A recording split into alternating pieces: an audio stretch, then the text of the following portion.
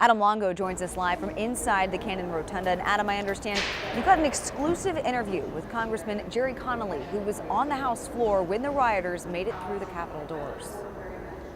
Yeah, he went through quite an ordeal. Charlotte, let's remember that lawmakers only had one thing on the agenda on January 6th, a year ago today, to certify the results of the election. In the process of doing that, the House of Representatives was surrounded by protesters on three sides. Congressman Connolly, Democrat from Northern Virginia, one of the last to leave the House floor as they made a harrowing escape away from the rioters.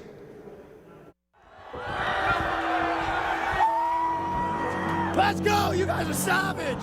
On that day, on January 6th last year, did there ever come a point in time where you felt that your life was in danger? Oh, yeah. Oh, absolutely.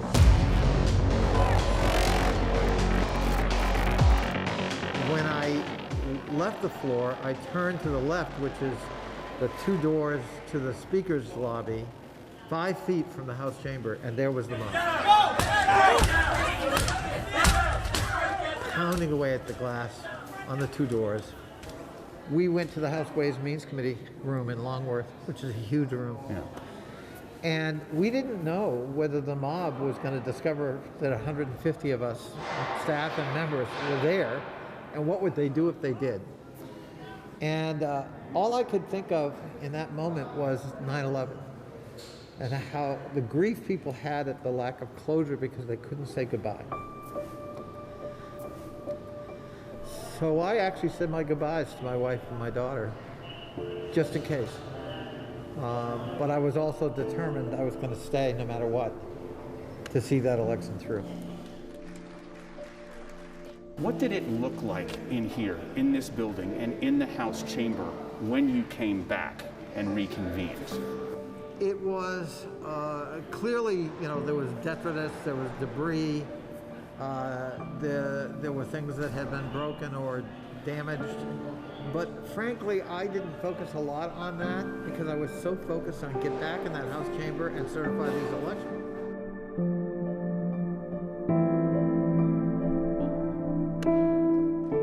Enduring images, the presence of the National Guard all over the place, the erection of a fence for months.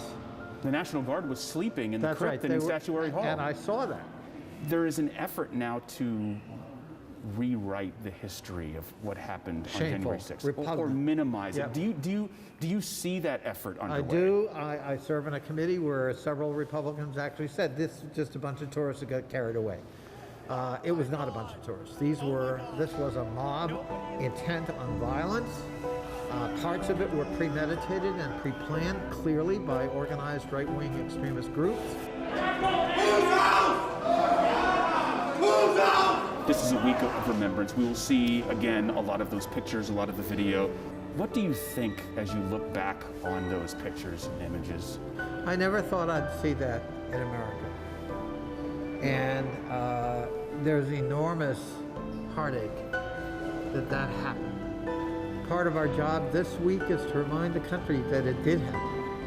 And that even here, democracy, as resilient as it has been, is also fragile. Start with calling out the deniers, the narrative rewriters, the gaslighters for who and what they are, so that the truth prevails.